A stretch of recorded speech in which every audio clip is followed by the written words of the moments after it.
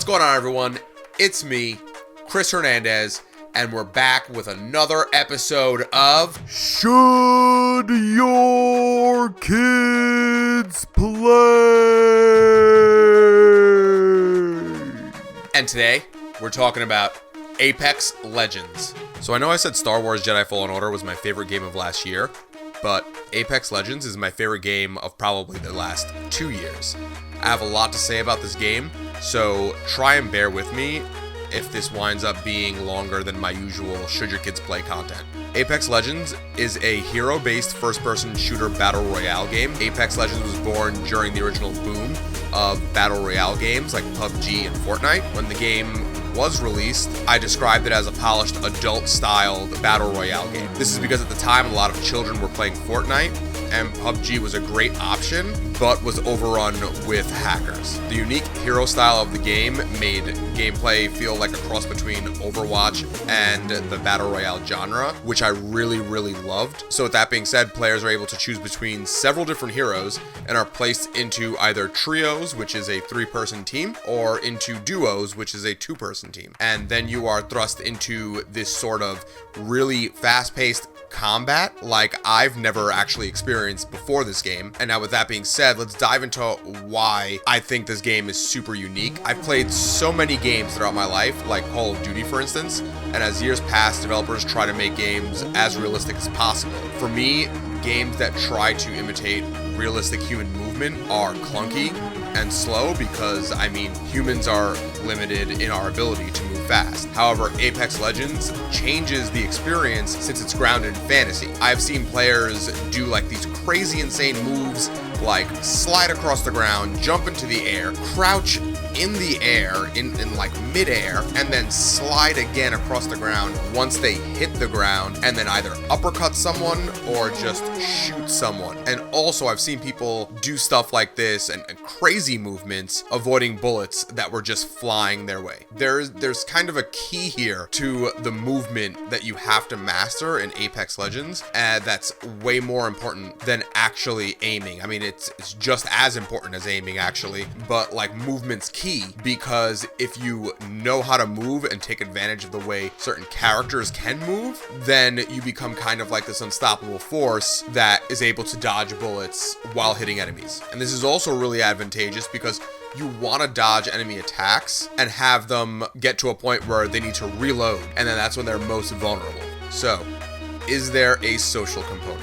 The game is completely social based. You play with other players online, and with those players you play against other players online. As of right now, there is no single player mode, and this is where things can get weird for parents with younger kids. Communication is key, and I mean key in a game like this. You have to own a mic, you have to talk to your teammates, you have to use the in-game pinging system to point out enemies, ammo, etc. This is a game where it can become really frustrating in some instances where teammates don't communicate to each other. Being able to talk to a random person is super dangerous for younger kids, as they seem to be more inclined to call anyone their friend and even try to friend people on the platform. Another dangerous thing about the social aspect of this game is that people are not kind to new players, or even younger players for that matter, who don't know how to play the game. I have heard adults curse out kids after losing. I've had adults try to curse me out when losing. Tons of racial slurs, tons of curses, all of this gets passed around. Popular social-based games always attract toxic players, and younger audiences are really impressionable. And then speaking of toxic, another toxic player base is the Twitch streamer, or any live streamer for that matter. There's this kind of like super bro-y, like I'm super masculine and I'm the alpha male feeling that I get from streamers when I play with them. I've had streamers be super sarcastic, really negative, and even curse without me even like saying anything when we're playing the game. So what would happen if they were playing with a kid rather than an adult? This is something like you really need to watch out for, because not only is this behavior really toxic, but it also sets this kind of precedence for younger kids, like, is this the way that I should be acting when playing a game online? And it's like, no, you shouldn't be acting this way when you're playing a game online.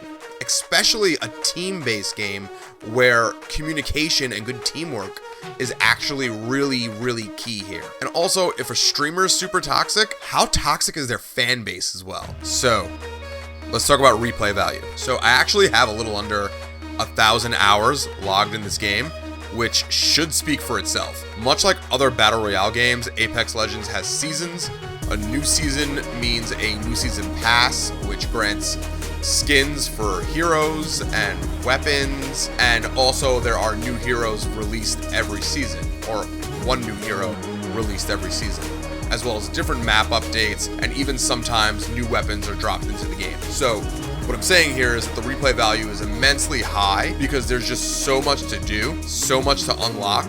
Now what about the cost? I just mentioned new season pass before. Apex Legends is a free-to-play game, but much like all free-to-play games nowadays, there is an in-game store. This is where you want to watch things. Everything from hero skins to weapon skins and even accessories are bought using Apex coins, and Apex coins cost real-world money. A season pass also requires Apex coins. Unlocking new characters can be done using Apex coins as well. However, in terms of new characters, there's a totally different type of currency that you receive when you obtain loot boxes, complete challenges, level up, things like that. And that currency can be used to unlock characters, but you need a lot of it. Speaking of loot boxes, you can also buy epic loot boxes with Apex coins. So if you're a kid or even you are obsessed with unlocking everything and anything that's available in a game, then maybe try and stay away from this one because you can wind up spending a lot of money. What I've done in the past is I've simply paid for a season pass, which is around like maybe $10, and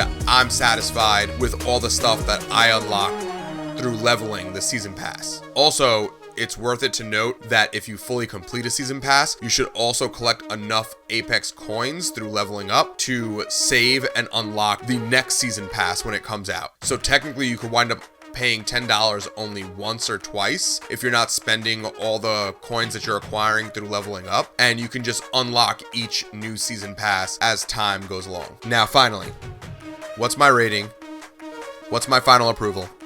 I'm gonna say this game is actually great for teens 16 and up. There's just a lot of toxicity in online communities, and I don't know whether people act toxic because they think they have to, or if people are just toxic to begin with. I feel like to be truly safe in games that are solely online based, you have to be able to stand your ground against people who may be toxic, and definitely have to be in a good headspace. Another issue with the game is cheating. There are some instances where you will encounter players who are using hacks. On the American servers of this game, I have only run into a few hackers that use aimbot, which is, it allows you to shoot at people with 100% accuracy. So this can just be another frustrating part of the game. But when I mention that, I don't mean a person can hack your computer or hack your PlayStation or hack your Xbox or whatever you're playing on.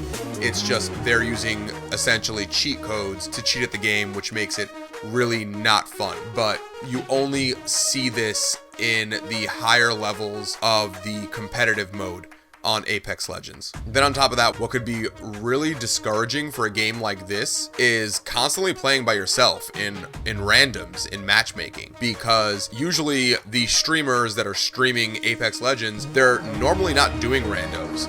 They normally have friends that stream with them and they're playing with their friends. And if you're just a normal person like me, then you're playing randoms by yourself, and you can get put in a team with really anybody, which makes it frustrating, not only because of level of player base and stuff like that and everything, like how good people are at the game, but you also have that chance to get stuck with toxic players. Well, that's it for this one. Thank you so much for watching. Drop down into the comments, let me know what you think. Also, show some love, drop a like, hit that subscribe button, and I'll see you all next time.